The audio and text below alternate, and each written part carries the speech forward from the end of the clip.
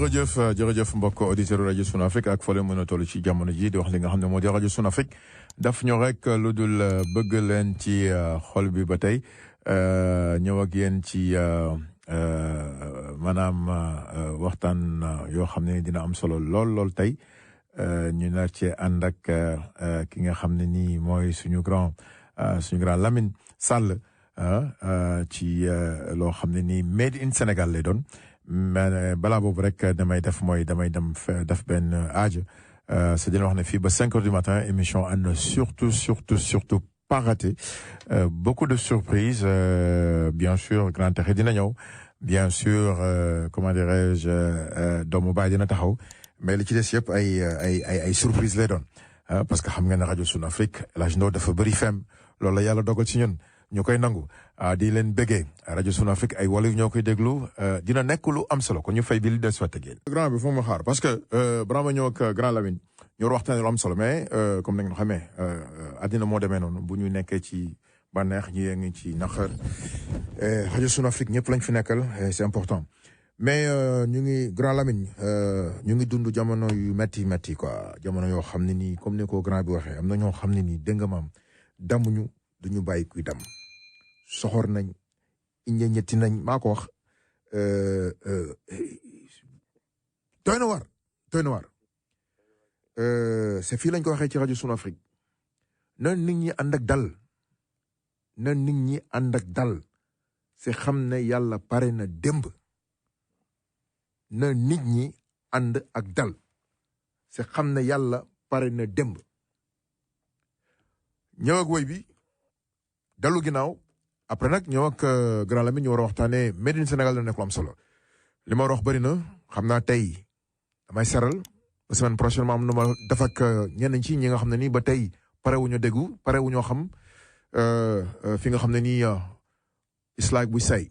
what time is it they still don't know it kon nag ma ñëw ak suñu grand Lamine Sall grand Lamine ba reer nga ba pare xaw naa foog nga wax ci waxu lekk quoi. non mais xam nga Sallene yi xam nga Sallene yi moom mooy loolu quoi. moom damay bëgg ñoom balaa ñuy ñëw ci rajo bi ñu reer ba pare rek ba suur am njar naan xel bi dal ñu mën a waxtaan quoi xam nga c'est important grand ñu ngi lay ziar namoon nañ la gën nañ déggante. mais waaw El Hadj maa ngi lay nuyu bu baax di la ziar. voilà di am mbégte ñëwaat ci émission bu mag bi. jërëjëf. vraiment waaw. merci beaucoup. am mbégte daal di échanger yow. am na solo comme d'habitude voilà c'est ça. donc mu am lu am solo. loo xam ne nii Sénégal Medical Services Consulting. ñu gën ko xam ci SMS. di ci ànd ak suñu xarit sama xarit maag yow xaritu ñëpp. waaw sëñ Jacob. macha allah di def liggéey bu am solo ngeen ànd ci ñëpp di ko def mais li ma ci gën a neex mooy made in Sénégal ñaari semaines yi dégg nga li fi jot a jaar dama lay bàyyi ginnaaw boo nuyoo ba pare nga ñëwaat ci li nga xam ne jot na fee rotagum li nga ci dégg après ñu dugg xoos ci waxtaan bi. merci El Hadj maa ngi lay nuyu bu baax El Hadj di nuyu sa auditeurs yëpp képp nga xam ne yaa ngi déglu rajo bi en ce moment. di am mbégte ñëwaat di wax toujours ci li nga xam ne mooy jëmal suñu réew kanam muy Sénégal. et comme lu ko ñëpp xamee comme ni nga xamee am na benn ndaje bu mag bi nga xam ne bëgg nañ ko organiser comme ni nga ko waxee SMS Consulting mu nekk benn compagnie bu nekk Sénégal di yëngu ci wàllu yu bari. donc bëgg organiser ndaje fii ci New York bu ñu tuddee salon économique économie nag moom suñ ko waxee lu ci bari day tourner ci autour de l'investissement c'est-à-dire alal bi nga xam ne nit ñi am nañ ko wala société yi nan la ñuy fexe ba dugal ko Sénégal ci secteur activité économique ba mu mën jural leen dara donc noonu laa mën définir un peu investissement beneen bi mooy suñuy wax économie aussi daañu wax mbiru njënd ak njaay. daañu wax aussi mbiru production. Effectivement. Donc waaw mu nekk un ensemble donc de thèmes yi nga xam ne bëgg nañ ko waxtaanee ci ñaari fan yooyu. Il y a aussi le volet immobilier parce que ñëpp xam nañ aussi que ñun ñu nekk ci diaspora bi suñu principale préoccupation mooy maakaan mooy kër bu ñu xam ne suñu delloo daañ ko wala daañ ko mën tabaxal suñu njaboot suñu delloo tamit am fu ñu nekk ak suñu njaboot. dëgg la donc yooyu yëpp daal incha allah daañ ko waxtaane te dana am aussi ñi nga xam ne ñoo nekk Sénégal yore secteur yooyu aussi daañu ñëw fii wax programme yi nga xam ne Sénégal am na ko ci fànn yooyu yëpp. Donc voilà brièvement résumé daal li nga xam ne bëgg nañ ko waxtaane ci salon économique boobu. Voilà salon économique boobu di Made in Sénégal muy lu am solo loo xam ne tamit jàpp naa ko ci maanaam dooleen généralement on avait tendance ni mu doon demee mooy lépp ca Sénégal la doon jógee kooku mooy benn ñëw ñu dajeek ñi nekk fii ci diaspora bi rawatina bu Amérique fii mu mel ne cette fois-ci daf ci am lu ci gën a neex mooy que ne non seulement nit ñi danañ continuer di jógee Sénégal pour wane Made in Sénégal mais ñu yaatal ko parce que benn moment dafa meloon ne dañ doon xool rek ñi nga xam ne nii seen dayoo am na yegg na fenn foo xam ne nii pour ñu war leen ba bii mu mel ne da ngeen ko yaatal carrément man dama bokk ci dama gëm ñuy mun a maye chance man dama gëm loolu man loolu mooy sama xeex moo tax bi ma déggee ne cette fois-ci da ngeen ci impliqué ñëpp même businessman bi nga xam ne mu ngi doog a door xeebul leen ko bëgg ngeen ko mu ñëw indi Made in Sénégal parce que ñëpp xam nañ ne ndaru xëyul sotti mais tamit yamu leen ci fii ci diaspora bi pare ngeen tamit ñi nga xam ne ni ñu ngi fiy doxal Made in Sénégal Made in Africa ñu boole leen ci li nga xam ne nii yéen a ngi koy waaj a def. dëgg la absolument parce que xam nga suñu waxee Made in Sénégal mooy daanaka lépp li nga xam ne. waaw. moom la Sénégal moom. waaw. muy suñu wàllu art. waaw. muy suñu wàllu culture. muy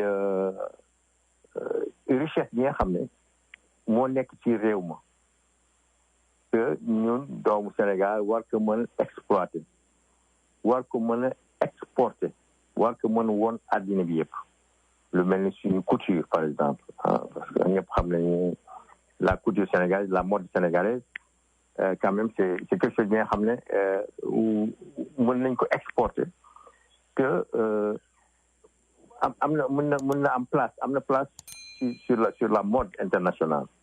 parce que suñu tailleur yi ñëpp xam nañu xarañ bu ñu xarañ nga xool ci wàllu dàll yi par exemple aussi ñëpp xam nañ ne aussi nos artisans nos cordonniers am nañu xarañ bi nga xam ne mën nañu rivaliser ak n'importe quel cordonnier au niveau mondial. Donc yooyu yëpp dafa nekk ay secteurs yi nga xam ne duñ ko war a dooleel te ñun doomu Sénégal yi aussi ñoo mën a wane suñu art ñoo mën a wane aussi ñoo mën a jaay suñu culture donc mu nekk vraiment li nga xam ne dana gën a suqali artisanat bi parce que soo xoolee même dans le monde même Europe boobu muy passé de l'ère pré-industrielle à l'ère industrielle de l'ère artisanale parce que artisan mooy jiitu industrialisation parce que les produits artisanaux moom mooy indi la petite et moyenne industrie donc loolu mu nekk lu am solo li nga xam ne daal vraiment dañ ci def ay réflexion yu am solo xool en tout cas nan la ñuy fexe ba le Made in Sénégal ñu mën ko surtout ici aux États-Unis nga xam ne c'est un marché de plus de 300 millions de consommateurs li nga xam ne moom nekk marché bu am solo ñu xool nan la ñuy fexe daal ba les produits sénégalais les produits artisanaux les produits agricoles les produits industriels produits yëpp ñi nga xam ne daal en tout cas ñoo ngi koy defaree Sénégal ñu fexe ba promouvoir ko fii ci États-Unis. voilà donc muy lu am solo di fàttali rek ne mais am na lu am solo aussi. waaw soo waxee la made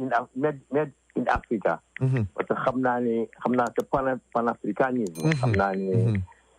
Afrique loolu soxal la. merci. mais en vérité l'ambition bi sax weesu na le produit made in Sénégal parce que le Sénégal est un marché de 16 millions d'habitants donc marché bu ndaw la mais tey ñun duñu war a suñuy réflexion dafa war a plutôt de plus en plus s'orienter vers l'Afrique. parce que suñu ubbeeku déjà duñu war a gën njëkk ubbeeku ci Afrique. parce que ñoo gën jege. ensuite ñoo bokk ay valeurs, ñoo bokk culture, ñoo bokk lu bari, on partage beaucoup de choses ensemble. Et le marché africain, déjà, c'est un marché de 900 millions à 1 milliard de consommateurs. Donc, finalement, question de marché là. Et li nga wax li dafa am solo parce que ambition bi c'est aller au-delà de salon économique du Sénégal. C'est faire en sorte que chaque année, mu am benn African Trade Fair fii à New York. mu mën a coïncider ak les Nations Unies nga xam ne chef d'État africain yi ñëw yëpp daañu ànd ak des hommes d'affaires africains ñëw def ay exposition dans un cadre plus large pourquoi pas à Javid Jacob Sana par exemple et cetera donc c'est ça l'ambition réflexion yooyu la ñuy mener pour xool en tout cas nan la ñuy promouvoir les produits africains au-delà même du Sénégal c'est-à-dire Sénégal effectivement foofu la ñuy juddoo foofu la ñuy commencer parce que nee bay ci sa weewu tànk man la tukulóor la sama wolof leerul tellement alors donc on commence par le Sénégal mais en réalité ambition bi ça va au-delà du Sénégal mais en tout cas donc réflexion bi daal loolu la promouvoir les produits sénégalais made in Sénégal ici aux États-Unis. léegi je pense que ne loolu am na solo. Mais ñi nga xam ne nii ñoom niñ leen mën a tuddee mooy ñi nga xam ne nii dañuy ñëw rek fekkee comme ni ko grand Youssou waxee fekkee lañ ci boole lan lañ mën a xaar. waaw parce que xam nga ku ñëw ci salon bi ku nekk am na loolu fi indi ñu nekk ci par exemple y aura des sociétés sénégalaises yi nga xam ne dans beaucoup de domaines dans le domaine il y aura des artisans yu ñëw exposer seen ay produits dana am ay sociétés yu bari bëgguma lim sociétés yi parce que on n'a pas encore bouclé la liste des participants mais en tout cas dans tous les domaines d'activité il y aura des sociétés qui sont représentées pour ñëw wax potentiel bi nga xam ne potentiel économique bi nga xam ne Sénégal am na ko wax ko exposé ko et puis Sénégal yi nekk États-Unis ñu mën a xam aussi seen réew fan la toll ci wàllu koom-koom ak yan produit ñoo fa nekk ak fan lañ toll nan lañ leen di promouvoir nan lañ fexe ba ñu nekk Sénégal aussi mën a lëkkaloog Sénégalais yi nekk fii aux États-Unis pour ay business pour ñu représenter leen fii wala et cetera donc képp ku fa ñëw soit da ngay ñëw pour business wala su fekkee da nga bëgg aussi kër Sénégal bëgg xam les projets immobiliers yi nga xam ne ñu ngi nekk actuellement en cours yow nga bëgg kër donc nan la ñuy def bu lëkkaloo aussi pour lancer le secteur et cetera donc y aura tous ces aspects yi nga xam ne képp ku fa ñëw daal en tout cas ak loolu fa mën indi daa mën a découvrir son ensemble. Voilà. Mais en plus aussi, je pense bien que du yam rek Tri-State is going to be all over United States, of course. Et que voilà quoi. Donc da ngeen invité mbokk yi nga xam ne ñu ngi yeewoo ci yeneen état yi ci États-Unis. Absolument. ñoo ngi invité Sénégalais yëpp di nekk États-Unis bien sûr parce que Sénégal yi nekk États-Unis yëpp ñoo concerné wu par rapport par ce salon. Et puis salon bi dafa tombé comme ni wax tombé mooy ay gaaf. Effectivement. ñu Air Sénégal par exemple commencé ubbi la ligne la desserte Dakar AIBD New York Washington. Au passage ñu leen di nuyu ñoom ñëpp vraiment ñu ngi def liggéey bu am solo ñëw nañ ci dëkk bi c'était bien vraiment oui. Donc mu nekk lu am solo. Ensuite fan yi démb ak tey aussi y a l'agence pour la promotion du tourisme. Bi nga xam ne aussi ñu ngi fii pour jéem a jaay la destination Sénégal. wane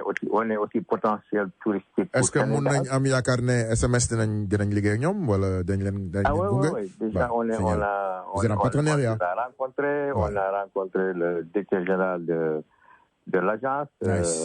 notre ami Mahawa Diouf. Il est bien.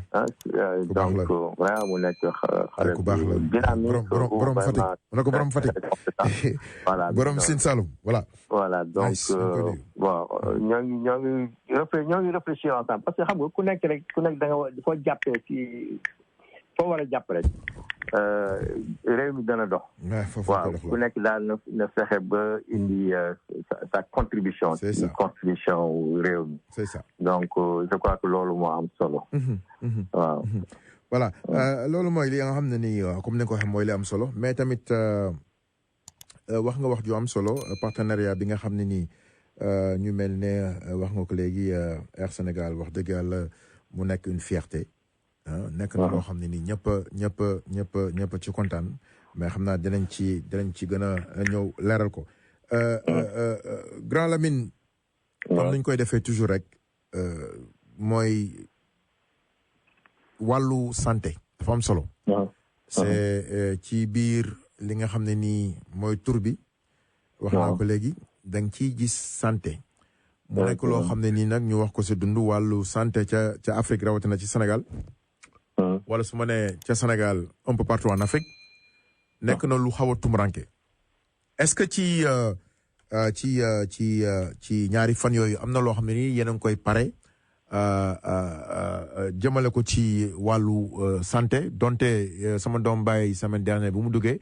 nee na mu ngi am na partenariat boo xam ne nii non seulement def na ko ak yéen mais moom liggéeyam mooy nu muy def ba ñëw ci dem ci dëkk yu bëri ça a déjà été acquis fële nga xam ne moo di Europe mu ngi koy jéem a def fii ci États-Unis maanaam day xool par exemple bu dee am na ñoo xam ne dañuy ay dons yu ñu joxe lu mel ne ay ambulance ou quoi qu'il en soit mu jël ko yóbbu ko ca Sénégal ci gox-goxaan yi nga xam ne ni soxla nañ ko donc ci wàllu santé bi lan lañ ci mën a xaar muy loo xam ne nii vraiment lu ñu yitteel la trop. waaw xam nga en fait SMS consulting mooy Sénégal Medical Services donc fondement base am affaire santé la. oui donc lan la ñuy fexe ba suqali santé bi au Sénégal fexe ba Sénégal am ay plateau technique yi nga xam ne day nekk genre hub médical. Pays sous-région yëpp Afrique de l'Ouest destination première bi mooy nekk Sénégal au lieu que muy nekk Europe wala Maroc donc c'est ça un peu l'objectif alors donc dina am pàcc bu am solo ci côté boobu aussi sur les thèmes qu'on va aborder y a un volet médical bi nga xam ne daañ ko une réflexion bi nga xam ne daañ ko mener et puis xool aussi nan la ñuy certainement il y aura des sociétés ou des compagnies intéressées par le volet médical, l'investissement au niveau sanitaire. nga xam ne daañ fa ñëw jokkaloo waxtaan seet nan la ñuy fexe ba en tout cas contribuer à renforcer le plateau technique, le plateau médical sénégalais. Voilà dégg nañ ci weewu bay que ne maanaam ñi nga xam ne ñoom la yàlla dogal ñu nekk ci nguur gi du ñàkk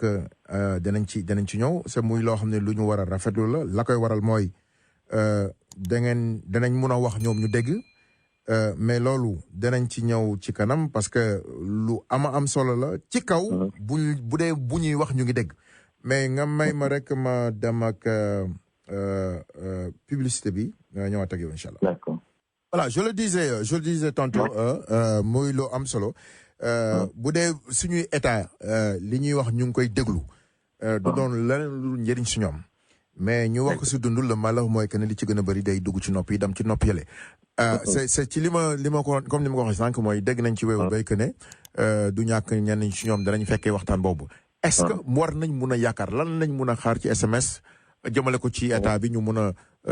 am message yoo xam ne nii ñu ngi koy xaar si ñoom. waaw oui jërëjëf El Hadj donc waaw ci wàllu boobu am nañu yaakaar bu baax que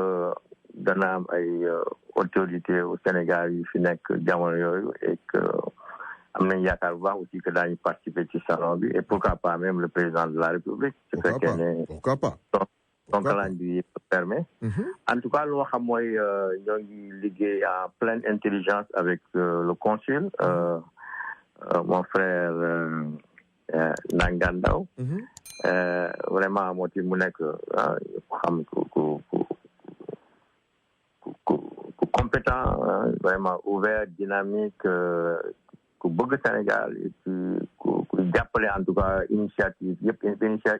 initiative yu mel ni en tout cas ñoo ngi liggéey moom en parfaite intelligence et puis ñu ngi jàpp ci projet bi bu baax. am nañ yaakaar ne en tout cas dina def lépp pour que le côté officiel en tout cas le côté état ñu assuré ko bu baax.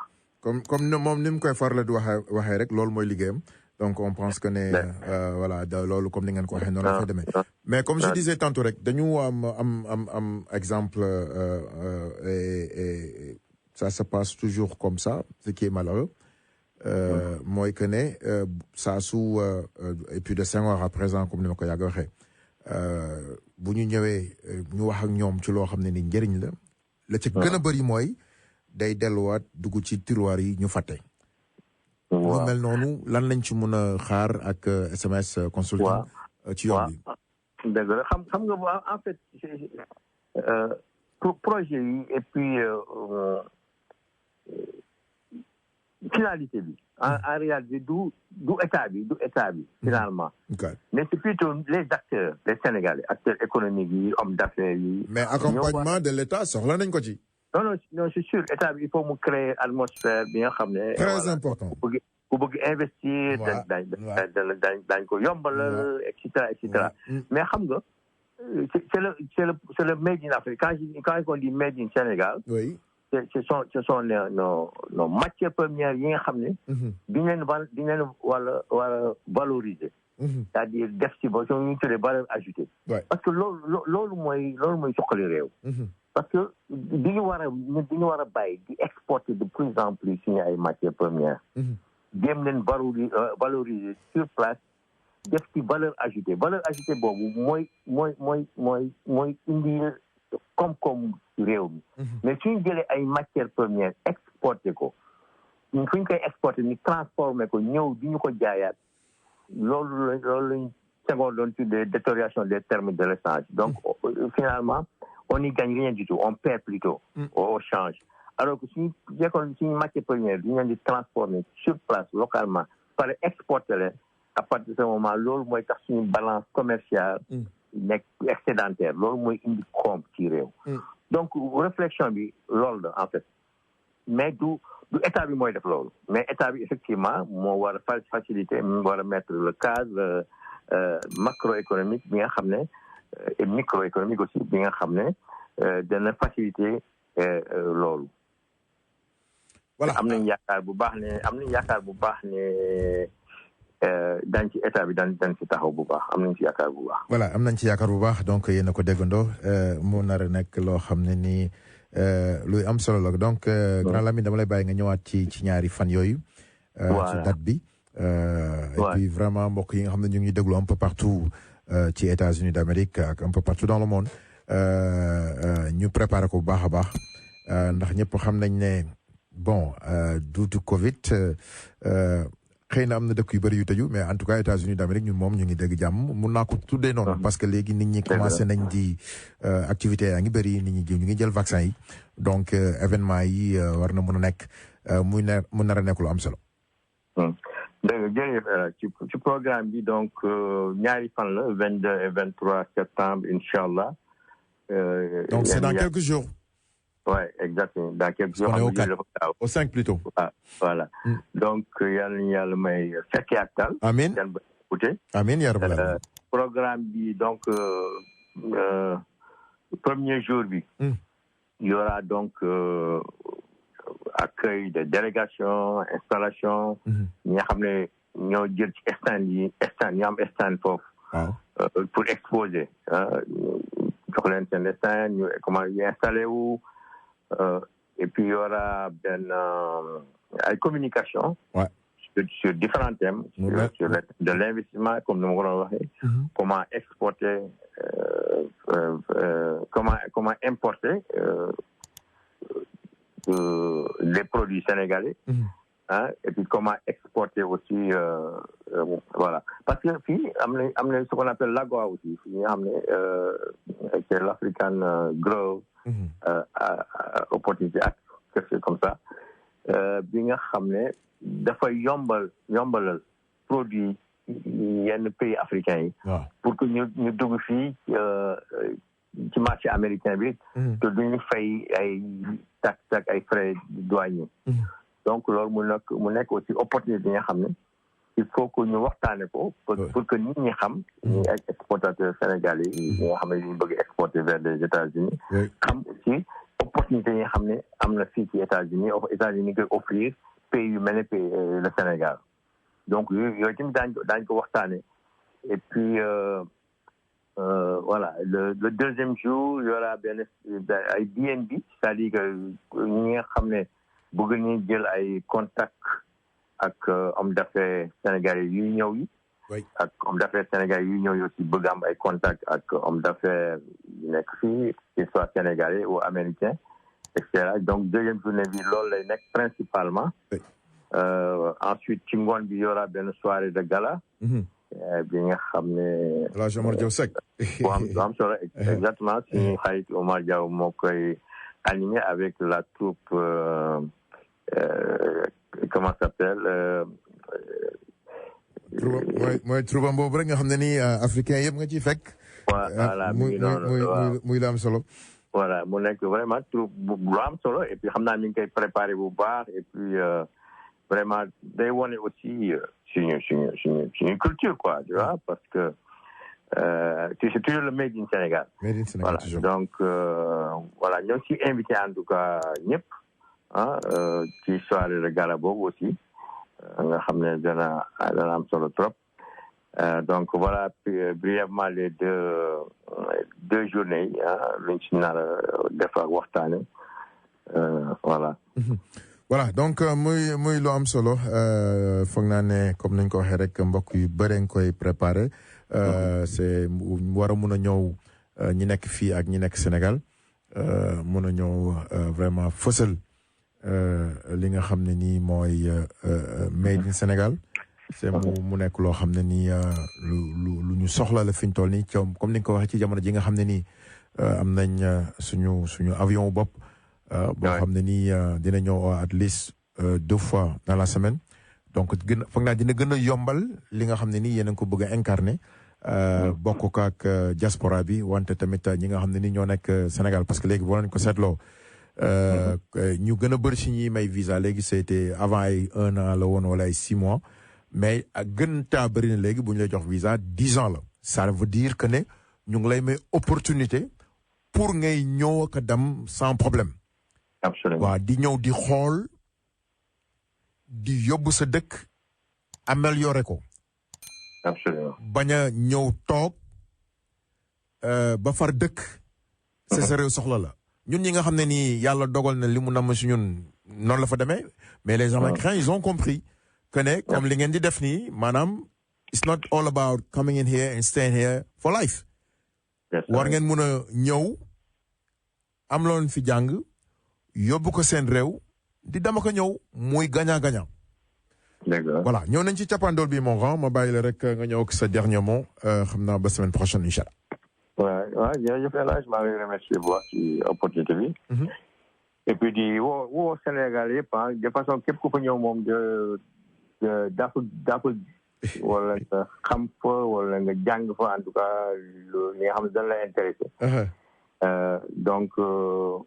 waaw c'est une rencontre vraiment bi nga xam ne bu am solo lay nekk pour ñëpp. pour lépp dara yëkkati ko luy suqali suñu réew. fexe ba suñu réew nekk réew bu dal réew bu am jàmm réew bu am naataange réew bu suqaliku comme ni ñu koy waxee. donc loolu rek mooy objectif bi. et puis ñoo ngi invité ñëpp bàyyiwuñu kenn képp ku soxla information mun nga ma woo 646 724 9184 wala nga woo Jacob Sène Coulibaly 347 861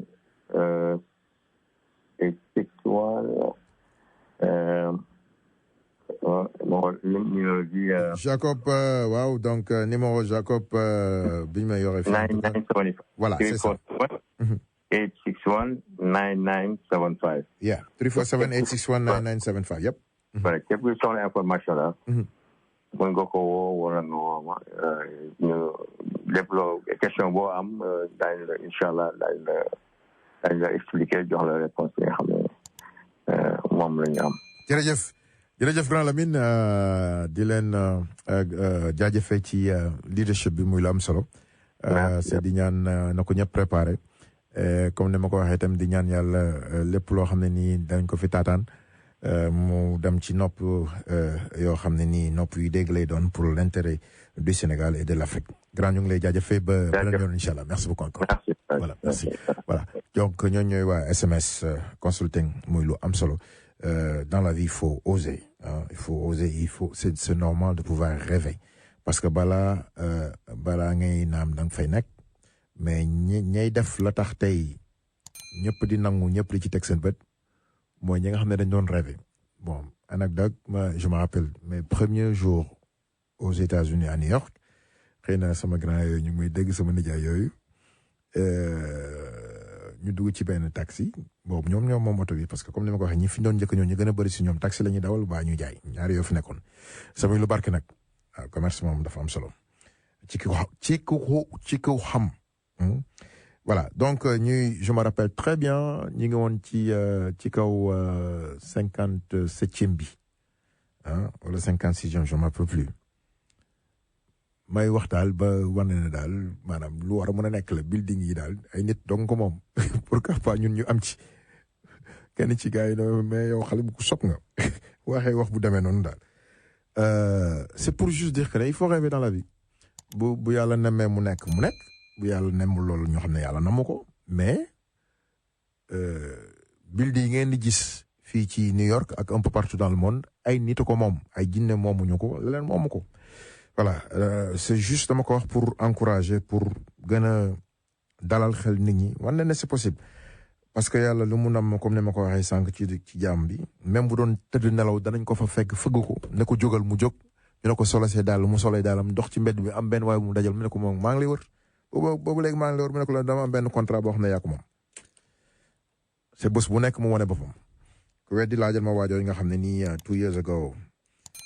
yàlla xam doy na tey boo demee ci banque account am mu ngi dégg jàmm kon fay bi li des waat ak yéen xaju Sun Afrique def ni rek du bëgg lañ ci xol bi waaw ko nga xam ne ni mooy xale boobu ñuy wax moo gayit daf ma oo ne ma vraiment bëgg naa dafa benn interview ak Sun Afrique rajo ñu def ko démb dinaa leen ci defal tuuti benn waxtaan boo xam ne déjà génn na ci réseaux sociaux yi avec Mo Gates muy lu am solo dinaa ci wax sama xalaat man tamit buñ ci yeggee ci cappaandaw bi rajo Sun Afrique bëgg nañ ci xol ba tey